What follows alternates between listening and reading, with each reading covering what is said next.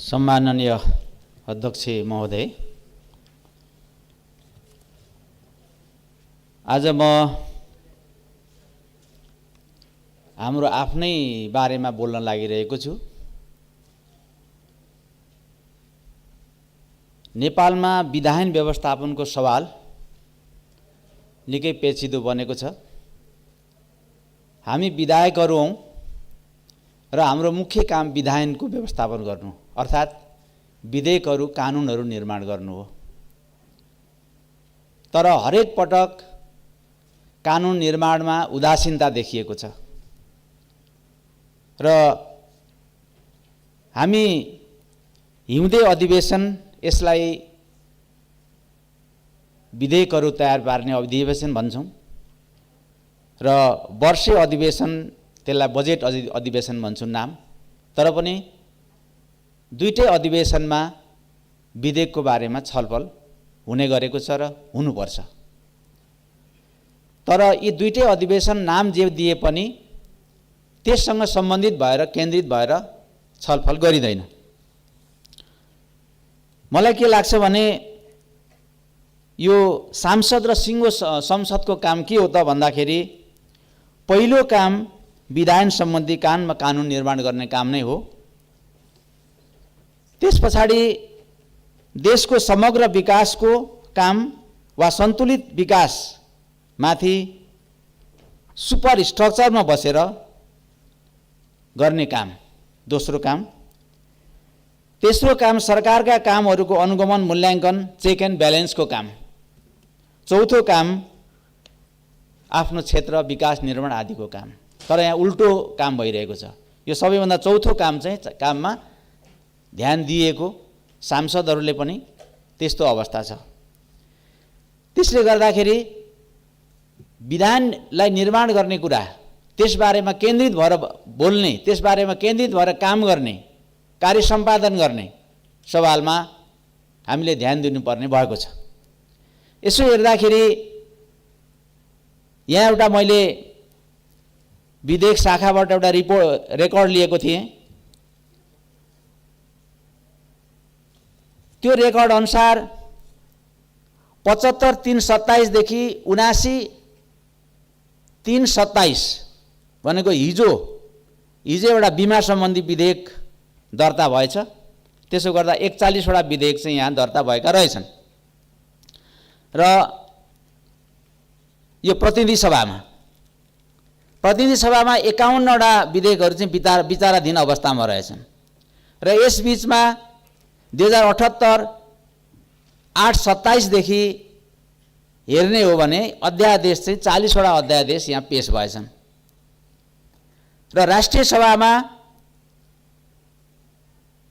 यही 2079-3/22 मा संवैधानिक परिषद काम कर्तव्य अधिकार र कार्यविधि सम्बन्धी एउटा विधेयक प्रस्तुत भएको छ। यो अन्तिम दर्ता भएको रहेछ राष्ट्रिय सभामा र 35 वटा राष्ट्रिय सभामा विधेयकहरू दर्ता भएका रहेछन् र हामीहरूले 16 वटा विधेयकहरू हामीले पारित गरेर पठाएकोमा एउटा विधेयक चाहिँ फिर्ता भएको स्थिति रहेछ र हामीले प्रतिनिधि सभामा 12 वटा र पछि 3 वटा गरेर प्रतिनिधि सभामा चाहिँ 15 वटा विधेयकहरू चाहिँ हामीले पठाएको अवस्था रहेछ र 15 वटा विधेयकहरू चाहिँ विचाराधीन अवस्था राष्ट्रिय सभामा देखिएको छ र यसमा केही विधेयकहरू फिर्ता भए। नागरिकता सम्बन्धी विधेयक, रेलवे विधेयक फिर्ता भएर फेरि यो सदनमा आएको छ र विधेयकहरू बनाउने सन्दर्भमा चाहिँ किन यस्तो भइरहेको छ, किन यो कुराहरू भइरहेको छ, कतिपय विधेयकहरू सदनमा पास गर्ने, फेरि फिर्ता गर्ने अनि फेरि सदनमा ल्याउने यस्तो कामहरू भइरहेको छ र यो विधेयकको अवस्था के हो, किन विधेयकहरू अड्केर बसिरहेको अवस्था छ, यसबारेमा हामीले धेरै पटक कुरा उठायौं तर सुनवाई भएन। मलाई लाग्छ यो संसद यदि अधिकार सम्पन्न हो भने, सार्वभौम हो भने, पक्कै पनि हो यो संसद त सार्वभौम छ, अधिकार सम्पन्न छ भनेदेखि यस्ता विधेयकहरू हेर्ने गरी एउटा संसदमै प्रतिनिधि सभा र राष्ट्रिय सभा दुवै ठाउँमा यो विधेयकलाई हेर्ने एउटा स्पेशल एउटा अनुगमन सुपरिवेक्षण र सुझाव समिति हुनुपर्छ भन्ने म प्रस्ताव राख्न चाहन्छु। किनभने सरकार के काममा अल्झिन्छ र विधेयकहरू अलपत्र परिरहेका हुन्छन्, कानुनहरू अलपत्र परिरहेका हुन्छन्। स्वाभाविक रूपले अघि मैले भने कानुन निर्माण सदनको संसदको पहिलो काम हो भनेर, तर त्यसतर्फ ध्यान गइरहेको हुँदैन। त्यो समितिले त्यो जुन हामी समिति बनाउँछौँ त्यसले विधेयकको अवस्थाको बारेमा जहिलेसुकै पनि अनुगमन गर्ने, सुपरिवेक्षण गर्ने, त्यसबारेमा सरकारलाई झकझक्याउने, आखिर त्यो बिजनेस दिने, त्यो विधेयक ल्याउने भनेको त सरकारले नै हो, त्यसको ड्राफ्ट पेश गर्ने भनेको त सरकारले नै हो। त्यसकारण त्यसको लागि एउटा समिति निर्माण हुनुपर्छ भन्ने म जोडदार माग राख्न चाहन्छु। यो नगरी नहुने स्थिति आयो। यो प्रतिनिधि सभामा पनि आवश्यकता भयो र राष्ट्रिय सभामा पनि आवश्यकता भयो। यही सभाले त्यस्तो समिति बनाउनु आवश्यक रहेको छ। त्यसको लागि कानुन हामी आफैले कानुन बनाउने हो कि अथवा कुन विधि अन्तर्गत बनाउने हो, त्यस अन्तर्गत यो काम गर्नुपर्छ भन्ने मलाई लाग्छ। र धेरै पटक भइसक्यो हाम्रा 12वटा विधेयक खोइ, हाम्रो 12 विधेयक खोइ भनेर कसैले सुनवाई गर्दैन। अनि अर्को कुरो, निर्माण भएका कानुनहरूको पनि कार्यान्वयन छैन।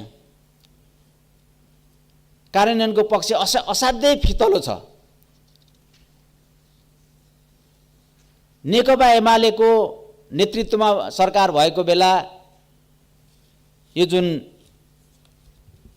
संविधान अनुसार मौलिक हक अन्तर्गतका धेरै कानुनहरू बने, तर त्यसको कार्यान्वयन निकै कमजोर छ। जस्तो यही सदनमा पनि धेरै पटक कुरा उठाइयो, दलित वर्गलाई, पिछडिएका वर्गहरूलाई, खास गरी दलित वर्गलाई कानुन बनाएर जग्गा दिनुपर्छ भनेर। अनि आवासको हक हुन्छ, नागरिकको आवासको हक हुन्छ, उपभोक्ताहरूको आफ्नो हक हुन्छ। ती हकहरू सुरक्षित गर्नका लागि चाहिँ कानुन निर्माण गर्ने कुरा, धेरै कानुनहरू निर्माण भएका छन्। यद्यपि अहिले पनि कानुनहरू थुप्रै निर्माण हुन बाँकी रहेका छन्, तर कानुनै नभएको अवस्था चाहिँ होइन। मौलिक हक अन्तर्गतका जम्मा मौलिक हक भनेर हाम्रो संविधानमा 32वटा दफा रहेछन्। दफा 16 देखि दफा 47 सम्म संविधानमा, र दफा 48 चाहिँ कर्तव्यको दफा रहेछ, र जम्मा 33वटा दफामा मौलिक हकको बारेमा उल्लेख गरिएको छ। तर ती मौलिक हकको बारेमा उल्लेख गरिएका थुप्रै कुराहरू यहाँ लागू भएका छैनन्। जस्तै उपभोक्ता हितको लागि संविधानको धारा अनुसारको कानुन निर्माण गर्न र भएका कानुन अनुसारका अधिकार सबै उपभोक्ताको हित संरक्षण गर्ने काम गरेको छ कि छैन भन्दाखेरि यो छैन। किनभने हामी सबै उपभोक्ताहरू हौँ। मौलिक हक अन्तर्गतको धारा 44लाई यसो फर्केर कसैले हेरेको स्थिति छैन। यहाँ के भनेको रहेछ एउटा भने मैले एउटै मात्रै कुरा गर्न चाहन्छु। उपभोक्तालाई गुणस्तरीय वस्तु तथा सेवा प्राप्त गर्ने हक हुनेछ र गुणस्तरहीन वस्तु वा सेवाबाट क्षति पुगेको व्यक्तिलाई कानुन बमोजिम क्षतिपूर्ति पाउने हक हुनेछ भन्ने व्यवस्था गरिएको छ। र यो एउटा उपभोक्ताको कुराहरू गरे। आवासको हकको कुरा छ, जग्गा पाउने अधिकारको कुराहरू छ, खाद्य सम्प्रभुता सम्बन्धी अधिकार छ। यी अधिकारहरूलाई, जनताका अधिकारहरूलाई के हामीले भन्नु पर्यो? नेतृत्व वर्गहरूले, यहाँ पनि शीर्ष नेतृत्वको मान्यज्यूहरू पनि हुनुहुन्छ, के हामीले भन्नु पर्यो हामीले संविधानमा हामीले धेर लेखेछौँ भनेर? यो संविधान, नेपालको संविधानमा हामीले मौलिक हकका कुराहरू हामीले नसक्ने कुरा लेखेछौँ भनेर भन्नु पर्यो। नत्र भने यहाँ भएका अधिकारहरूलाई चाहिँ सुनिश्चित गर्नु पर्यो, जनताका अधिकारहरूलाई दिनु पर्यो। त्यो गर्न सकेको छैन। त्यो सरकारले लिडिङ गर्नु पर्यो, त्यो संसदले लिडिङ गर्नु पर्यो, त्यो हुन सकेको छैन। यहाँ एउटा यो अघि मैले उपभोक्ताको कुराहरू गरेका थिएँ। आपूर्ति नीति 2068 जारी भएको रहेछ, तर कार्यान्वयन उदासीनता रहेको छ।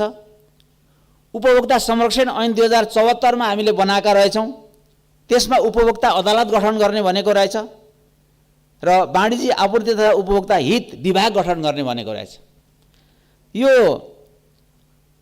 उपभोक्ता अदालत गठन गर्न त परे जाओस्, यो आपूर्ति तथा उपभोक्ता हित विभाग पनि गठन गरिएको छैन रहेछ अहिलेसम्म। त्यसले गर्दा यो जुन संविधानमा उल्लेख गरेका कुराहरू, कानुनमा उल्लेख गरेका कुराहरू जनताले किन नपाउने? पाउनु पर्यो। जनताले ती अधिकारहरू पाउनु पर्यो, ती अधिकारको सुनिश्चित गर्नु पर्यो। त्यसबारेमा अब हामीले बस चलाउने कि नचलाउने, बस चलाउनु पर्छ। अरू विषयमा खेर फाल्नुभन्दा हामीले यस विषयमा अब बस चलाउनु आवश्यक छ र यसको निकास पनि निकाल्नु आवश्यक छ। कसरी जाने? अघि मैले एउटा प्रस्ताव गरेका थिएँ, त्यो त कानुन निर्माण सन्दर्भमा भएका जुन समस्याहरू छन् त्यसको समाधान गर्नका लागि र अरू पनि धेरै कुराहरू छन् जो चाहिँ संसदले निकास दिनुपर्छ र जुन जनताले जनताको आन्दोलनबाट जुन उपलब्धिहरू हामीले प्राप्त गर्यौं ती उपलब्धिहरू चाहिँ जनताले उपभोग गर्न पाउनुपर्छ र त्यसको लागि हामी लाग्नुपर्छ भन्ने मलाई लाग्छ। अब कानुन निर्माण वा संशोधन के को आधारमा होला त भन्दाखेरि संविधानको प्रावधान अनुसार कानुन बनाइन्छ। ती धेरै कानुनहरू त हामीले बनायौं, अझै पनि बनाउन बाँकी छ। विभिन्न सरकारी तथा गैर सरकारी संयन्त्रको कार्य सञ्चालनको सहजताको लागि कानुन बनाइन्छ। तेस्रो भनेको जनताको आवश्यकता र मागको आधारमा कानुन बनाइन्छ। कतिपय पुराना कानुनहरू राज्य व्यवस्थामा आएको परिवर्तन, समय परिस्थितिमा आएको परिवर्तनको आधारमा संशोधन हुन्छन्। त यसको आधारमा कानुनहरू बनाएको छ कि छैन त भन्दाखेरि छैन। त्यसको आधारमा बनाएको छैन। कसरी सत्ता टिकाउन सकिन्छ? सत्ता टिकाउनका लागि अनि बीचमा एउटा कुनै कानुन ल्याउने अथवा कुनै अध्यादेश ल्याउने र चलाइरहने, चल्ते चलाते ढङ्गले कति दिन टिक्ने हो? मलाई के लाग्छ भने जनताको सहारा लिएर वा जनताको विश्वास जितेर होइन, कानुनी प्रबन्धमा तलमाथि गरेर सत्तामा बसिरहने परिपाटी विकास त यो सरकारले अहिले गरिरहेको छ। उदाहरणको रूपमा भन्दाखेरि यही सरकारै निर्माणको कुराहरू धेरै पटक हामीले उठाइसक्यौं। परमादेश अदालतको सहयोग लिएर गरेका छ। अनि भर्खरै नागरिकता विधेयक फिर्ता गरियो प्रतिनिधि सभाबाट, त्यहाँ ठुलो विरोध भयो, त्यसको बावजुद पनि फिर्ता गरियो। किन त भन्दाखेरि चुनावलाई मध्यनजर राखेर त्यो गरेको होला। जनताको समस्या समाधान गर्ने, आम रूपमा जनताको समस्या समाधान गर्ने सबैको सहमति लिएर होइन, चुनावलाई केन्द्रित गरेर गरेको होला। अनि अर्को कुरो संवैधानिक परिषदको काम, कर्तव्य, अधिकार र कार्यविधि भन्ने भर्खरै मात्र एउटा कानुन चाहिँ दर्ता भएको रहेछ र त्यो कानुन हेरियो। त्यो हेर्दाखेरि के देखियो भने हिजो केपी ओली सरकारको पालामा जे कुरा ल्याएको थियो त्यो जस्ताको तस्तै त्यहाँ ल्याएको छ। जे चीजको विरोध गरेर यो सरकार आयो, जुन चीजको विरोध गरेको छ, मसँग धेरै समय छैन तर मैले यहाँ एक दुईवटा कुरा चाहिँ ल्याएको छु। सम्माननीय सभामुख महोदयले एउटा मुद्दा हाल्नु भएको रहेछ, त्यस सन्दर्भमा अरू पनि मुद्दाहरू छन्। त्यो मुद्दा अहिले पनि विचाराधीन अवस्थामा छलफलको क्रममा छ। उहाँले चाहिँ संविधानमाथि एकपछि अर्को प्रहार भइरहेको छ भनेर एउटा कुरा के लेख्नु भएको रहेछ भने संविधानको मर्म र भावना विपरीत संवैधानिक परिषद पहिलो संशोधन अध्यादेश जारी गर्ने, सोही अध्यादेश अनुसार अनधिकृतमा बैठक बसी पदाधिकारी सिफारिस गर्ने, संसदीय सुनवाई बेगर संवैधानिक आयोगहरूमा पदाधिकारीको नियुक्ति गर्ने लगायतका काम कारबाहीले संविधानमाथि एकपछि अर्को प्रहार भइरहेको छ भनेर चाहिँ भन्नुभएको रहेछ उहाँको मुद्दामा। अनि अर्को के भन्नुभएको रहेछ भने कानुनी शासन र संवैधानिक विकासमा ठुलो अवरोध गरेको भनेर चाहिँ भन्नुभएको रहेछ। अनि अर्को कार्यपालिका, व्यवस्थापिका र न्यायपालिकाको संलग्नता र भूमिकाको अर्थ बुझाउने प्रयास गरिएको रहेछ। भनेपछि अब मलाई के लाग्छ भने यो जुन विधेयक यहाँ दर्ता भएको छ, हामीले त्यसलाई चाहिँ विरोधको सूचना पनि दिइसकेका छौँ। भनेदेखि यस्तो भन्ने यो सभामुखले यसो भनेर जुन मुद्दा हाल्नु भएको छ, दिनै प्रावधानहरू राखेर त्यो विधेयक यहाँ ल्याइएको छ। यद्यपि त्यो विधेयक यहाँ छलफल होला, विधेयक ल्याइएको छ, तर अब एकचोटि त हाम्रो अध्यक्ष महोदयले पनि त्यस बारेमा छलफल गर्नुभन्दा अगाडि त सभामुख महोदयसँग छलफल गर्नु पर्यो। तपाईँ हिजोकै अडानमा हुनुहुन्छ कि के छ तपाईँको भनेर मुद्दा हाल्नु भएको छ उहाँले। यी प्रावधान अन्तर्गत मुद्दा हाल्नु भएको छ। अनि त्यही फेरि विधेयक तिनै प्रावधान राखेर अनि फेरि कानुनको रूपमा चाहिँ अगाडि बढाउने गरी यहाँ ल्याइएको छ। त्यसैले मैले के भनेको भने यो सरकार भनेको चाहिँ कुनै इथिक नभएको, आफैले पहिले के भनेर आएको थिएँ भन्ने सोच विचार नभएको एउटा निर्लज्ज संस्था हो र सरकार भनेको। त्यसकारणले गर्दा यस्तो खालको विधेयकहरू ल्याउँदाखेरि पनि के त भन्दा सरकार टिकाउने, सत्ता टिकाउने हिसाबले ल्याइएको अवस्था छ। त्यसैले मैले अघि के भने जनताको सहारा लिएर वा जनताको विश्वास जितेर होइन, कानुनी प्रबन्धमा तलमाथि गरेर सत्तामा बसिरहने परिपाटीको यो सरकारले सुरुवात गरेछ। कानुनका कुनै छिद्रहरू पनि हेर्न सकिन्छ कि भनेर हेर्ने र त्यो कानुनी छिद्रलाई प्रयोग गरेर सत्ता टिकाइरहने। अब त्यसो नगरौँ। मेरो अनुरोध के हो भने मैले यो विधान व्यवस्थापनको बारेमा अलिकति छलफल चलाइरहेको थिएँ र यहाँ सांसदहरूले धेरै कुराहरू उठाउनुहुन्छ, प्रश्नहरू उठाउनुहुन्छ, बोल्नुहुन्छ र मसँग मेरो हातमा राष्ट्रिय सभा नियमावली छ र यो राष्ट्रिय सभा नियमावलीको परिच्छेद 4 को 15 मा के भनेको रहेछ भने शून्य समय र विशेष समय भनेर यहाँ उल्लेख गरेको रहेछ र यसमा चाहिँ सामान्य अध्यक्ष महोदय 1 मिनट मलाई समय थपिदिनु होला है। एउटा कुरा सिद्ध्याएर आफ्नो समय सिद्ध्याइहाल्छु। शून्य समय र विशेष समय भनेर सदस्यले आवश्यक महसुस गरेका समसामयिक विषयमा भनाइराख्न अध्यक्षले सदनको कार्यबोझलाई विचार गरी शून्य समय र विशेष समय तोक्न सक्नेछ भनेर छ। अनि यहाँ तल 2 नम्बरमा के लेखेको रहेछ भने उपनियम 1 बमोजिमको शून्य समय र विशेष समयमा प्रस्तुत विषयहरूको जवाब सम्बन्धित मन्त्रीले 5 दिनभित्र सदनमा उपलब्ध गराउनु पर्नेछ भनेर छ। यो कार्यान्वयन भएको छ त।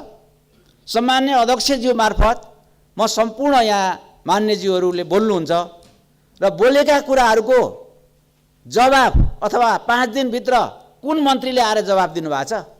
त्यसकारणले गर्दा म त अब यो परिच्छेद 4 को यो 15 नम्बरको जुन 2 को प्रावधानलाई प्रयोग गरेर यो सरकारलाई मुद्दा हाल्नेवाला छु। अब मुद्दाले नै चल्ने रहेछ। मुद्दा त हाल्नु पर्यो, मुद्दा मामलातिर लाग्नुपर्ने हो। सरकारले आएर जवाफ नदिने, यहाँ माननीयहरूले बोल्ने, अनि यो बोल्ने कुरा केही जवाफ विहीनता भयो भने के हुन्छ नि, त्यो भुक्ने हुन्छ क्या। आएर भुको हिँडो, त्यो गल्लीको कुकुर हुन्छ नि, त्यसले भुक्दाखेरि भुक्छ, अब एकछिन पछाडि सक्यो त्यसको त्यो कुराहरू। त्यस्तो खालको स्थिति नहोस् भनेर म हार्दिक आग्रह गर्न चाहन्छु र विधानको सवालमा, विधानलाई निर्माण गर्ने सवालमा गम्भीर भएर यो सदनले पनि सोच्नुपर्छ र सरकारले पनि सोच्नुपर्छ। यिनै कुराहरू राख्दै आफ्नो भनाइलाई अन्त्य गर्न चाहन्छु। हस् त, धन्यवाद।